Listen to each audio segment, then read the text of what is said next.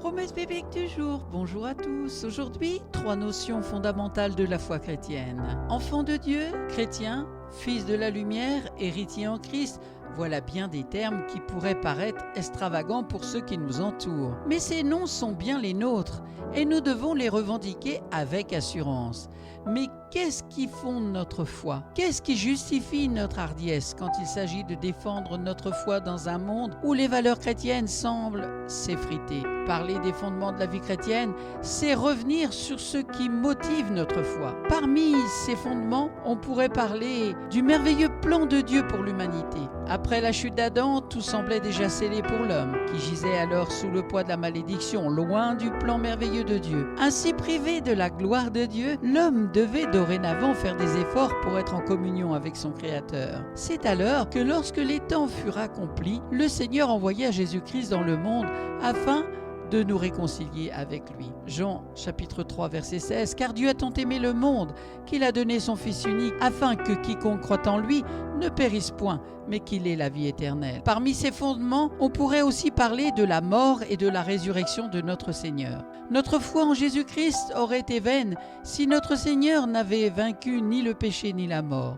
En effet, c'est la résurrection du Seigneur, Jésus d'entre les morts, qui est le pilier, l'un des fondements majeurs de notre foi. En ressuscitant d'entre les morts, le Seigneur Jésus a vaincu le péché ainsi que son pouvoir sur l'homme. Voilà pourquoi l'apôtre Paul écrit dans 1 Corinthiens chapitre 15 versets 55 à 57 « Mort, où est ton aiguillon?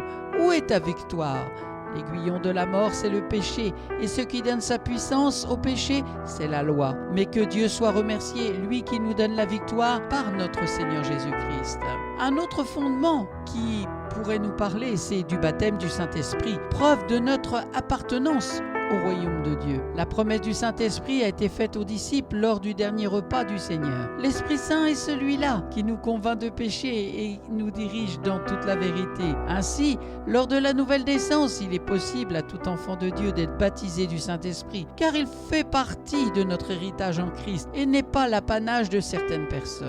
L'Esprit de Dieu atteste à notre esprit que nous sommes enfants de Dieu. Dans 1 Jean chapitre 3 verset 1, « Voyez quel amour le Père nous a témoigné pour que nous soyons appelés enfants de Dieu, et nous le sommes. Si le monde ne nous connaît pas, c'est qu'il ne l'a pas connu. » Ces quelques points pourraient nous servir d'ancrage quant au fondement de notre foi et nous encourager à tenir ferme dans la marche chrétienne. Et si jamais nous rencontrons des oppositions qui nous pousseraient à justifier notre foi, le conseil de Pierre est toujours d'actualité pour nous. Ayez au milieu des païens une bonne conduite afin que là même où ils vous calomnient comme si vous étiez des malfaiteurs, ils remarquent vos bonnes œuvres et glorifient Dieu au jour où il les visitera. C'est dans 1 Pierre, chapitre 2, verset 12. Soyez bénis, recevez la bénédiction de l'Éternel qui enrichit, comme il est écrit dans la parole de Dieu. Merci pour votre attention, merci pour votre écoute. Je vous souhaite bon courage, bonne méditation et je vous dis à très bientôt.